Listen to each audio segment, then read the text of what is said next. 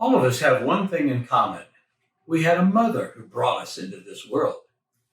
My mom was born into an immigrant family from Germany, and she grew up on a farm in central Ohio. Her parents were very devout Christians, and as a child, she listened to many missionary speakers at her church. Her mother would not support her to go to a Bible college. She wanted her to go to a business college. But my mom worked for several years as a secretary, saving her money to go to the Cincinnati Bible College.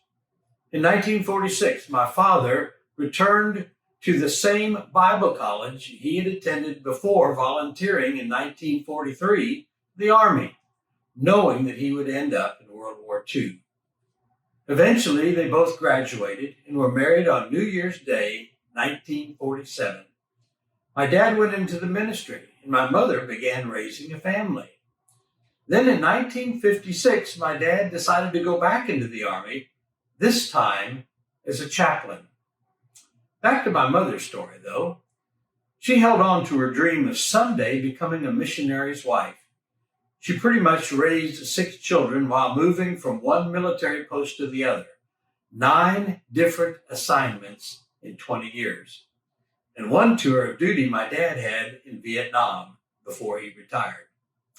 A few years later, my dad took a position of serving military chaplains as they traveled around the world visiting them to encourage them and their families by sharing their wealth of experiences as a military chaplain. So in a sense, she became a missionary with him in countless foreign countries. Over the years, they also generously supported many missionaries. My mom was a very godly woman and would not stand for any dishonesty from her children. I think we kept the Ivory Soap Company in business by all the times we got our mouths washed out with soap for telling a fib or calling somebody a name, even using a substitute for a cuss word like darn it. Oh, sorry, Mom. Indeed, she was the epitome of a Christian woman. The Germans are not known for being overly affectionate people. As a child, I cannot recall a time when I heard my mother say that she loved me. But I didn't feel that she needed to, because actions spoke louder than words. She put her love into action by the way she cared for her family. She was an excellent cook and fed us all well on a very limited budget. She washed our clothes, darned our socks, patched the knees in our jeans, and kissed a scraped elbow before putting on a Band-Aid. She was also able to keep an immaculate house despite her 6 messy kids. Thankfully, I did not inherit her neat freak gene. She was active in Christian women's group and in the chapels where my dad served. She was always a beautiful example of a devoted Christian wife and mother. As the years passed by, she became a very dear friend and confidant.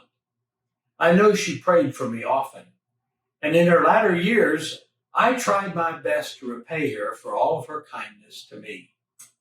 I remember once I was in my 50s and on a phone call with my mom, and when I ended the call, I said, "I love you, Mom." She stumbled around and finally said goodbye, and I realized I'd caught her surprised, for she didn't know what to say. A few more phone calls, and she finally caught on.